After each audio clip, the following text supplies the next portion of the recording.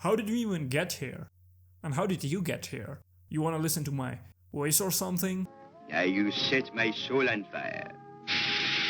The last few episodes have been a hell of a ride. Justin Bieber, Antigonus notebook, guy cuts off his own dick to avoid cops, the demon lord got reincarnated as a college professor, and then creepy stalker turns into a fish. Yeah, that actually happened. She's so hot. Wapong!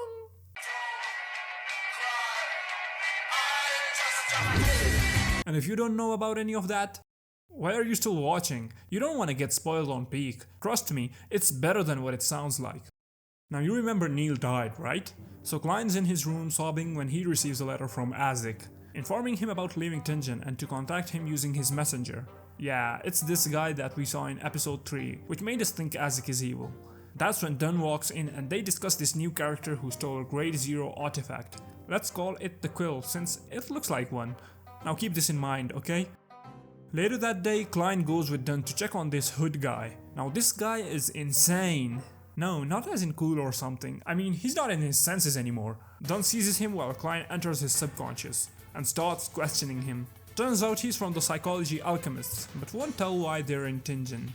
Who's hell? Lanevus.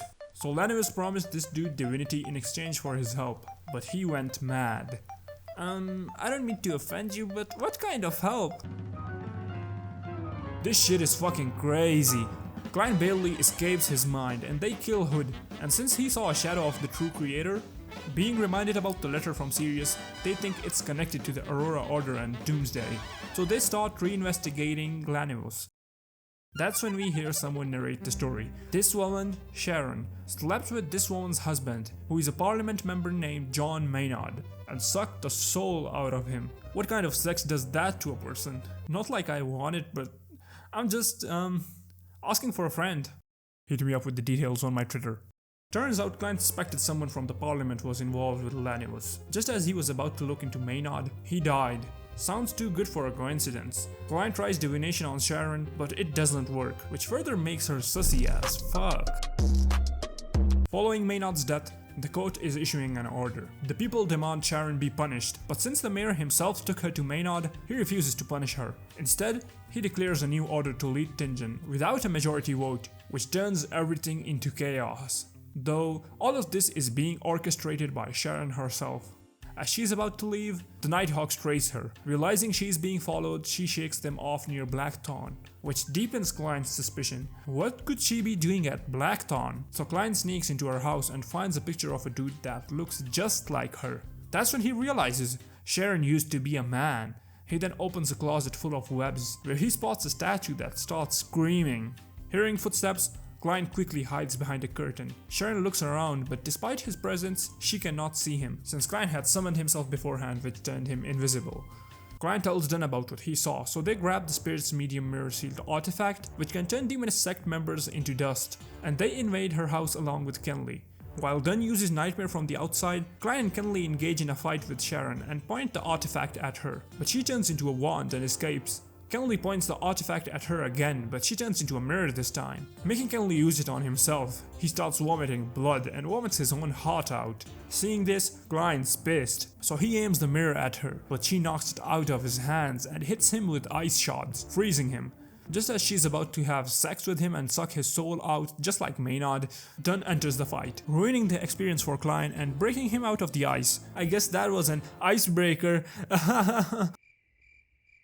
Klein notices his only way of fighting back is to predict her moves, since she is so fast. So while Dunn's fighting her, Klein throws the mirror at such an angle that forces Sharon to see her own reflection, and it works. Klein keeps shooting until he's out of bullets. I need more bullets! Bigger weapons! Bigger weapons! Sharon's dead. Dunn tells Klein to head downstairs for a bit to calm down, but when he returns, he witnesses something far from normal. Dunn is making out with Sharon's dead body. Wait, he's not? Talk about a missed opportunity. Klein spots Dunn drinking Kenley's blood. Klein starts shitting bricks. He's losing his mind. What was that? Is Dunn losing control? Suddenly, a wild Dunn appears, and Nothing happens. Yeah, they attend Kenley's funeral and Klein heads home. He writes to Isaac and Deli about what he just witnessed, fearing what might become of Captain. Suddenly, the captain calls him to meet Leonard. So Leonard had locked the fuck in and searched every house in the street Sirius had been to, and finally found Lanevus's place, though he hadn't been there in a long time. He suspects there is a hidden compartment, asking Klein to use divination, which leads them towards a letter. The letter is written by Lanevus himself, congratulating them on making it this far. He reveals that he has placed a bomb in Tingen that grows stronger with time, and if not stopped, all of Tingen will turn into ashes. Bruh, why are anime villains like this? They're as interesting as two rats fighting in soup. Oh fuck, that's been used before? They're as interesting as Kenley, the side character. I didn't feel shit when he died. But the point is, why is Lanevus boring as shit? He's just a Riddler wannabe. You will never be the Riddler. I mean, at least he did bag Megose and got her pregnant. I could never. Back to the story. Leonard and Klein rush to the Nighthawks HQ, only to greet Megose, Lanevus's pregnant fiancée. As for why she's there, she just felt like it and decided to show up. Klein decides to use spirit vision on her, but when he does, he feels that if he even takes a glimpse, he will die, realizing the bomb was Megose's stomach all along. Hey, Lanevus knows his game, calling Megose the bomb. Klein rushes to inform Dunn while Leonard tries to calm her down. He tells Dunn that when he tried to look, his spirituality warned him that he cannot look directly at her, which confirms what Megose contains is the spawn of the true creator, which would explain why Haver suddenly lost control when he was tracking her. Dunn recognizes the urgency of the situation and heads to the challenge gate with Klein to pick some artifacts. Dunn feels off, but they continue. Klein picks the blood vessel thief, which steals an ability from the target within a certain range, while Dunn goes for the Saint Selina's ashes. The Holy Cathedral informs that reinforcements are on their way. Just as Dunn's about to head upstairs, he gives Klein a letter from Delhi. Beyonder potions use two main ingredients. When a Beyonder dies, their Beyonder characteristic is slowly extracted from their body, equivalent to two ingredients. When Dunn and Delhi found this out, they were told to keep it a secret, and were given two choices, to either submit them to the Holy Cathedral, or consume them yourself. Captain didn't want his fallen comrades to be made into potions, so he consumed them.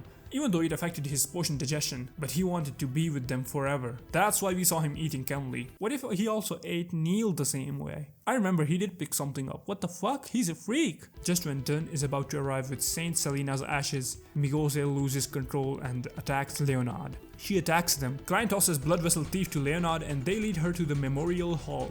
While Klein prays to the Evernight Goddess to get Megose locked down, Leonard finds a chance to use Kazuma's special move, but she goes crazy. Yeah, if you try to steal someone's panties, they'll definitely be pissed. No pun intended. She starts shitting on Klein and moves towards Dunn. Dunn dodges and the Crimson Lady locks her down. So Dunn uses Saint Selina's ashes and Klein throws a sun charm, which burns the shit out of her and turns her to dust. That was it? Spoiler alert, that was not it. She appears out of nowhere and stabs Klein in the heart, the same way my crush stabbed me in mine. Just like Klein, I was so naive I thought I'd win her over, but it seems like you can never win someone's love. It only comes naturally. If you try to win, you change everything about you in the process, but that still doesn't guarantee it for you. And when they reject you, you are left with a version of yourself that you know nothing about, one whose purpose of existence was someone else's approval in the first place. Oh fuck, where were we? As Klein's attacked, Leonard actually tries to be useful for once and starts wrestling with her, trying to make her tap, but she doesn't budge and destroys the building. Everyone's evacuating, but among the crowds, a person walks towards the scene. It's someone from the headquarters. Back at the bomb site, get it? Cause she's the bomb. Back at the bomb site, Leonard gets one pumped. The reinforcement guy walks closer to the scene. Bruh, by the time you're here, they're gonna be dead. Pick up your pace. That's when they drop this scene. Remember this? They showed this in the first episode. That's some insane Breaking Bad shit. They were like, Jesse, we need to cook, and cook the shit out of it. While Leonard is sleeping, Dunn uses Nightmare on her and Klein tries to use the remaining Sun Charm, but she farts and throws them away. Klein's handicapped, but Dunn gets back up and walks towards her with every ounce of his remaining strength, and